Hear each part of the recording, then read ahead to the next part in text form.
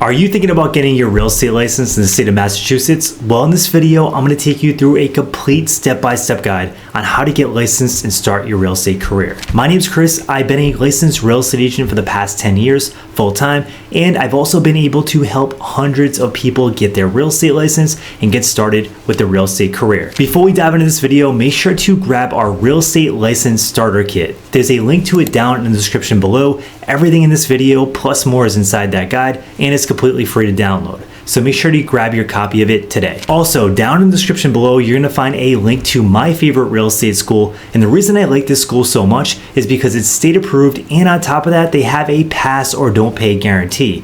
And the reason this is so important is because they stand behind their work and they believe they can help you actually pass the exam. So I highly suggest you check them out. There is an affiliate link down below in the description where you can access different sales and discounts on their classes. So make sure to check that out. So the very first step of getting your Massachusetts real estate license is meeting the basic requirements. In the state of Massachusetts, you must be 18 years old or older, you must have a valid social security number, and you must have a high school diploma or GED. Also keep in mind, you must be able to pass a background check. So if there's something in your record that may prevent you from getting licensed, make sure to check with the Massachusetts Real Estate Commission before you start this process. Step number 2 is completing the real estate pre-license education requirements. In the state of Massachusetts, you're required to complete 40 hours of state-approved pre-licensed education classes. Now, keep in mind, these classes must be state-approved. You can't just go take any classes. They have to be state-approved courses. Now, the good news is it's 40 hours. There are many states throughout the entire country that are much more. So, in Massachusetts, it's a pretty low requirement.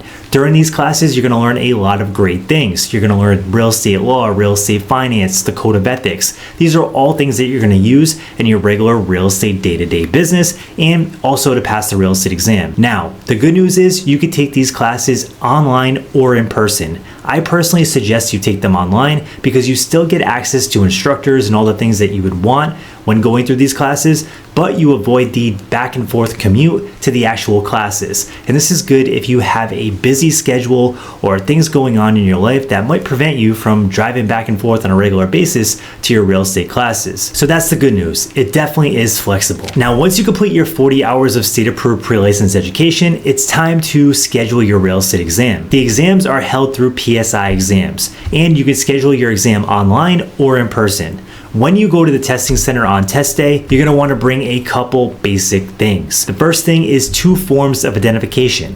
You could bring a US passport, a driver's license, a debit card, a credit card. All these things will count towards your identification. The next thing I would bring is a basic non-scientific calculator for the math portion of the exam. Now, you might be wondering, when you walk into the testing center, what's it actually like? Well, the good news is it's multiple choice. So you don't have to stress too much about that, but just know you need to read each question multiple times before you submit your final answer. And the reason I say to do this is because some of the questions are worded in a tricky way, and they're not meant to trick you, but they just want to make sure that you fully understand the content before they actually pass you and give you a real estate license. So make sure to read each question multiple times before you submit your answer, because you have plenty of time. And the people that rush through this exam usually end up failing the exam. Now, the exam itself is actually split into 2 different portions. You have a national portion of the exam and a state-specific portion of the exam. If you pass one and fail the other, it doesn't mean you have to retake both. You just go retake the portion of the exam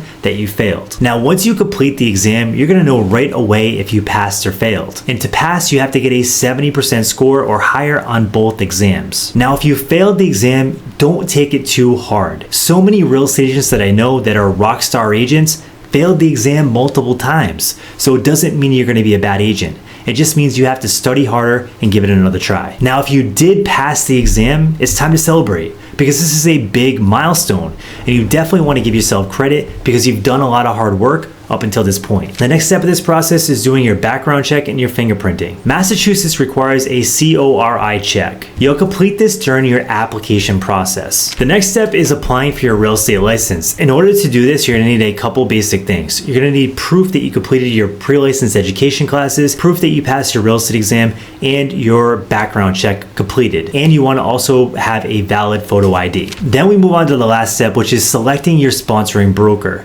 This is one of the most important steps in the entire process, and it's one of the most fun because this is where you're going to find your very first real estate mentor. And if you do this wrong, it can really set you back. So I want to give you a couple of the questions that I would ask if I was doing this all over again. The very first question I would ask is, what kind of training or support do you offer for brand new agents? Are you going to get access to a one-on-one mentor that you can call at any time, or do they just have generic classes that you can take every now and then? This is a very important question to ask. And if they just have classes, that could be good too. But you want to ask if those classes are specifically for new agents or if they're just general classes, because the things that they teach experienced agents might not help you as a brand new agent trying to launch your business and just set up your foundation. The next question to ask is, how are you going to help me market my business? One of the biggest challenges new agents face is finding new clients, and that's why so many new agents fail. So you want to ask that question and find out how they're going to help you market your business and make sure it's aligned with the way you want to grow your real estate business. Also, if you want additional resources and support, you can also ask if they have any real estate teams that offer leads and additional resources that you could possibly join if you became a part of their brokerage. And last but not least, you want to ask about the monthly fees and the commission splits. Now, the monthly fees are really the important thing to focus on, because if you're a brand new agent and you're spending money on monthly fees, it can get expensive really quick, especially if you don't have closings coming in right away. Monthly fees can range anywhere from $0 a month all the way to a couple $100s per month, depending on which brokerage you pick. So make sure to ask this question ahead of time. Also, ask about the commission splits. Find out what your actual commission is going to be after all the splits are taken out. This is a very important question, but don't hyper focus on it, because at the end of the day, 100% of nothing is still nothing, and I would much rather see you go to a brokerage that has super high support and great mentorship with a lower commission split than see you go to a brokerage with a super high commission split and zero support. Because if you never close any deals, it's not going to matter anyway. So I highly suggest you go get the mentorship and training you need, especially as a brand new agent. Now that you know all the steps to get your license, I want to answer some of the most common questions I get on a regular basis. The first question I get is, how much does it actually cost to get your real estate license in the state of Massachusetts? Well, it ranges anywhere between $500 and $800 depending on which schools you pick, what classes you take, and if you use any exam prep tools, and at the end of the day, what brokerage you end up deciding to go with, and if there's any fees involved with joining that brokerage. So overall, considering the upside of becoming an agent and the possibilities you can access once you start this business, it's really not expensive at all. And that's the good news. Another common question I get is, how long does it actually take to get your license? And I estimate anywhere between 4 to 8 weeks, because Massachusetts doesn't have a high license requirement. After all, it's only 40 hours of pre-license education classes. Depending on the pace that you go at and how aggressively you study and take these classes really depends on how quickly you can get your license, but you can get it fairly quickly. Another question I get is the real estate exam difficult? And the truth is, yes, it is. So many people fail the exam, but you don't have to. Now, there are so many exam prep tools out there, and the one I recommend is called CompuCram. And what they do is they take you through test-like simulations and really give you the confidence you need in order to pass your exam. The best thing about it is they give you constant feedback. Whether you're getting answers right or you're answering things wrong, you're going to learn much quicker using a tool like that than sitting in front of a textbook. I found the textbooks to be super boring and super dull, so getting a tool like this can be a great way to give you an advantage and the confidence you need to pass your exam. So if you want to check them out, there is an affiliate link down below to CompuCram, so make sure to check that out as well. And the last question I often get is, can I do this on a part-time basis? And the answer is absolutely. I know so many agents that started out part-time and eventually became full-time once they got busy. Other people I know stay part-time and keep their part-time job, or have a full-time job and stay part-time as an agent. The best thing is, as an agent, you can build this however you want, and it's entirely flexible. You can build your business the way you want to do it, whether you want to be a rock star agent and close 20 to 40 homes a year, or if you want to just do a couple deals a year while keeping your 9-to-5 job.